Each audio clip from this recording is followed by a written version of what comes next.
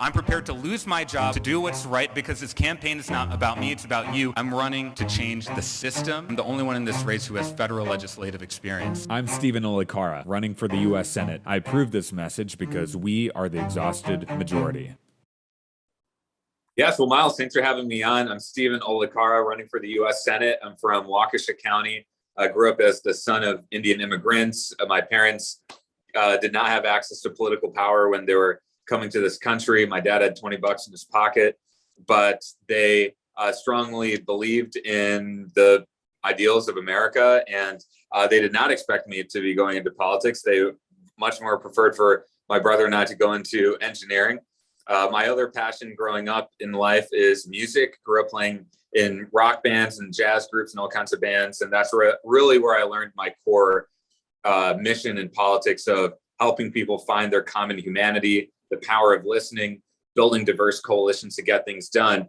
And the key in jazz music is you're not diluting your ideas, it's an evolution of ideas. And that's really the spirit I'm trying to bring to this campaign.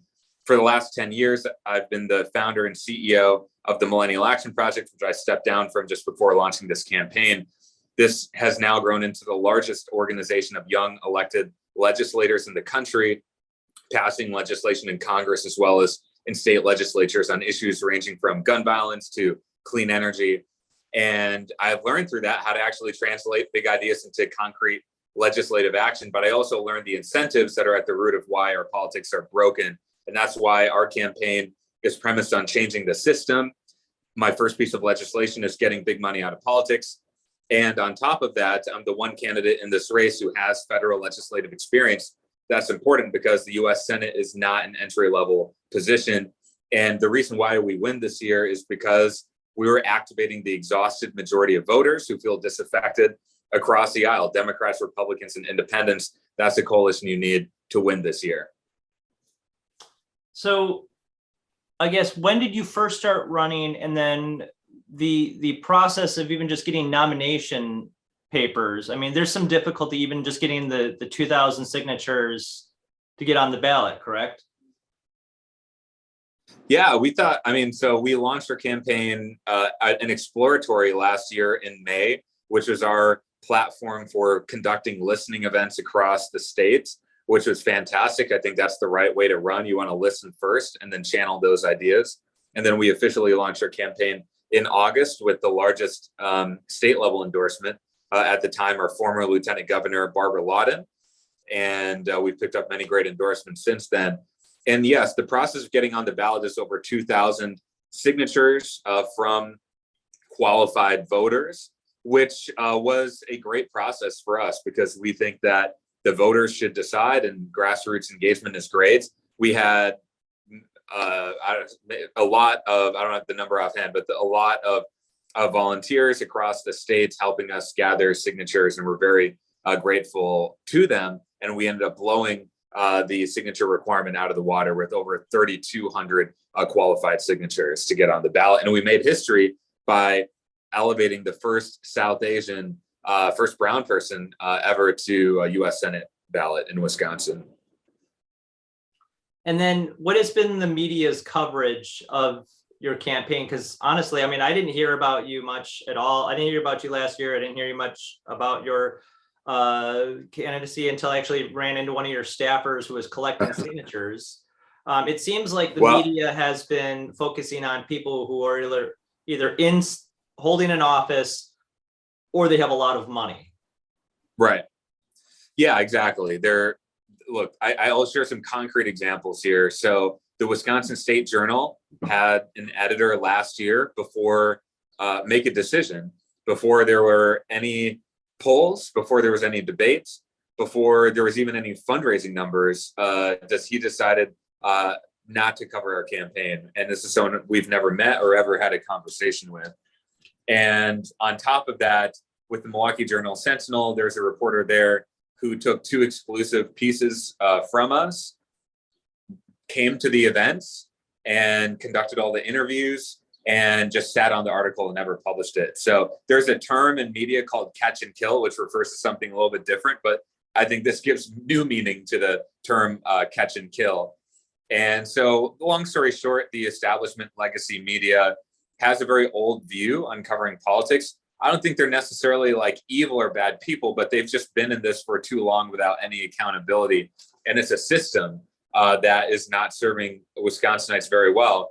And then when Wisconsinites do hear about other candidates, they're really upset, and their anger should be directed at the media because they're upset that they feel like they were not informed on who all the candidates were. And on top of that, it was all the more shocking when we did make the debate stage against a lot of obstacles. And according to the establishment media and some of the pundits, we were declared the winner of that debate. So, of course, for a lot of people, they're shocked by that. And that's why the mantra of our campaign has been shock the world. The final thing I will share on this is I strongly believe that there's no democracy reform without media reform. The legacy media here has covered zero actual campaigning of this race. That's not an exaggeration. Had this one political reporter at the Journal Sentinel published those pieces, then there would have been at least 2 articles covering actual campaigning. But because he didn't, that total is 0. And what they do is sit at their desks and cover advertising spending, cover endorsements. I will give the Journal Sentinel credit for covering policy rollouts. That is sometimes rare to actually cover real policy proposals. That's great.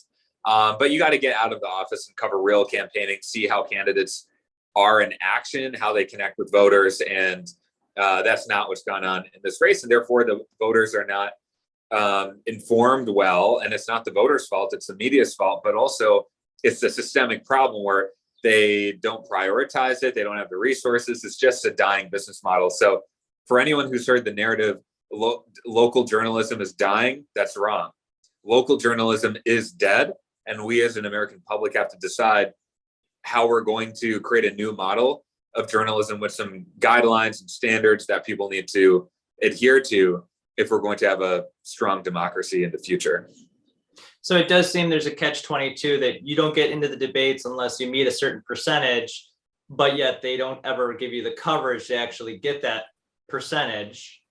Well, not only that, we did learn from the methodology of the one independent poll here in Wisconsin that they prime the voters to think some people are viable candidates versus others. When they asked about favorability for candidates, they did not include all of the Democratic Senate candidates.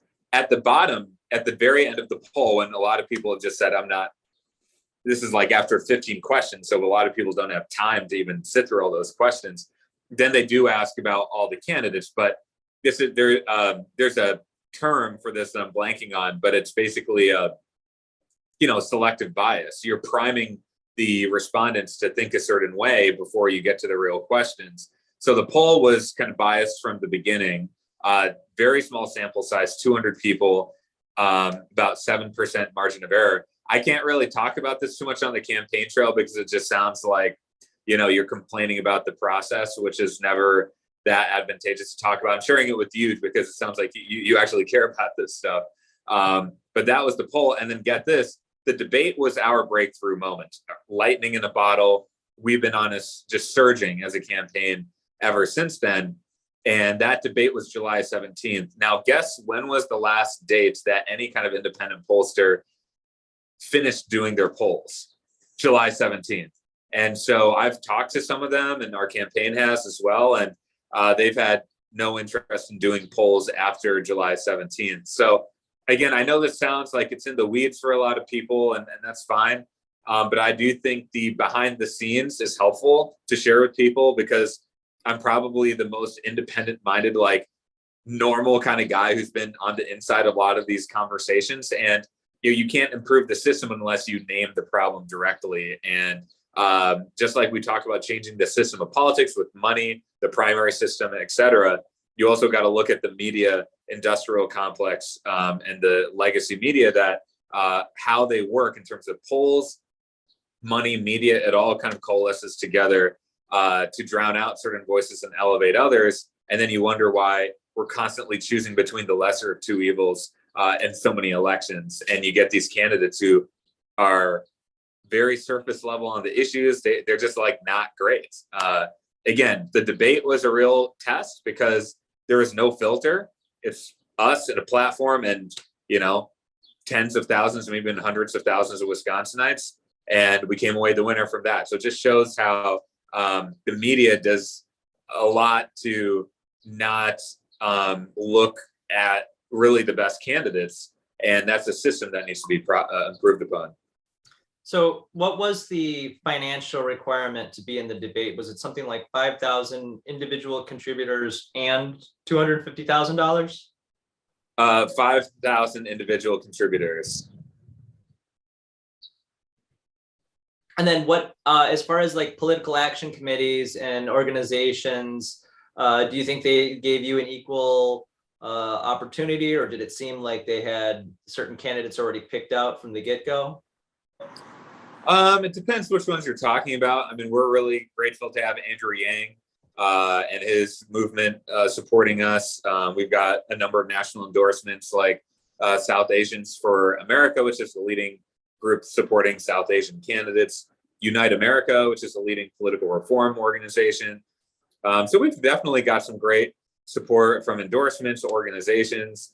So, I'm not too convinced that a lot of establishment endorsements really move people because people want to make decisions on their own. And I'll give an example. We had some candidates drop out of the race last week, and those candidates made an endorsement. And yet I've spoken with a number of their former supporters, and they could not care less about those endorsements. They actually care about the issues. And so we have a number of those former supporters now breaking for our campaign. So, you look in Pennsylvania, you had a primary between John Fetterman and Connor Lamb. Connor Lamb had like all the insider establishment endorsements, and he lost that primary race. So I'm not convinced a lot of people care about what these party elites think. And what about the Democratic Party of Wisconsin itself and how they've treated you and the other candidates remaining? Is it true? I was told that they had already endorsed Mandela before the primary. Yeah, so they broke their neutrality pledge, I think it was a couple weeks ago. And I think that the reason why any institution or organization has a set of values and principles and even a constitution that's on paper is not to follow it when it's easy, when things are going well, or when there's no pressure. The reason those things are in writing is to follow them when it's hard and there's a lot of pressure to do things otherwise. Because in campaigns, it's very emotional and people try to cut corners. And then that's why you always got to look at your core principles. And yeah, the Democratic Party violated those principles. Their reason for doing that was money. And some establishment people didn't like us calling out the political industrial complex, but they were not in those conversations. I was. And again, I'm enough of an independent minded person to be honest about it. And honestly, I share these things because how many times do you actually get to hear the inside of what's going on? So I'll share it with people here. It was about money. And specifically, the trade-off was they wanted to be able to raise a little bit more money from donors during the primary election at the expense of voters feeling empowered to make their voices heard. They're aware of that trade-off. I certainly spoke with them about that, and they were comfortable with that. So you talk about money in politics, and some of these party leaders say they want to get money out of politics, and then they make decisions like this. So it shows how much not just politics has been corrupted by money, but really people's minds in the elite have been corrupted by money. And again, I don't have ill will for any of those individuals. I love a number of them, and they're good people, but they're in a broken system, and I guess they don't have the conviction and perhaps even the courage to challenge that system, which is why we're running our race. We're not running it in the same old establishment way. We're running on principles of fixing our government and changing the system and doing some bold things like challenging party leadership to get those things done. Because for everyone who's tuning in, do you want to just elect another cog in the stalemate, or do you want someone who's going to be a change agent and change the system? That's really the choice voters have to make in this election. Okay, so for the Democratic Party, they talk so much about supporting diversity and so forth, but it seems like they've been ignoring you. They've been ignoring Mr. Williams. They've been ignoring Mr. Lee. What do you think about that? I think, I think a number of people nominally do care about diversity, and certainly at the events that we go to, people are very excited that we're making history as a campaign, and we're going to make history again on August 9th, and then again this November for the general election. I think what has a higher priority than diversity for some party elites is just cutting corners and raising the most amount of money. And, again, I think I think in their hearts, they actually do care about elevating more diverse voices, but they're not willing to challenge the system that will help to diversify the pipeline going into politics. That includes money. I'm the only candidate in this race who has a comprehensive reform proposal to change how campaign finance works. Right now there's a loophole that allows you to self-fund to an unlimited degree. Meanwhile, we're all limited to $2,900 for the primary. And then on top of that, there's, a lot of working class candidates don't know millionaires and billionaires. Now we did fairly well, relatively speaking, on fundraising because I built up a lot of networks from fundraising in my previous projects, but that's not the reality for most people. So if we truly want to diversify the pipeline of leadership, we need to change the system, and that's what we're trying to move and inspire people to do in this campaign. Last question, and it's a two-part question. What do you believe makes you more qualified than the presumptive candidate Mandela Barnes, and also what makes you more qualified than Ron Johnson? Well, first, I reject any kind of presumptive framing just because I strongly believe the voters will get to decide this election, and they should decide. And any effort to disrespect the voters only shoots yourself in the foot. So I'm on the side of elections, democracy, and voters. I'm most qualified in the context of the two individuals you mentioned. One, because first, on the Democratic side, I'm the only candidate with federal legislative experience. Again, I don't think the Senate is an entry-level position, and we need senators who can efficiently move legislation. There are too many communities that are suffering right now, so we got to move quickly on this, and there's so many challenges where we can't keep kicking the can down the road. And I've been able to get Democrats, Republicans, and independents to work together on passing over 35 bills through Congress and hundreds at the state level. And that then moves over to Ron Johnson, because I've been directly involved in passing more legislation through Congress from the outside than Ron Johnson has from the inside. And so I think people are sick and tired of politicians who just sit in these seats, don't get anything done. They start to think they're the only ones who can do these jobs. And then people like Ron Johnson break their term limits pledge and keep running for office.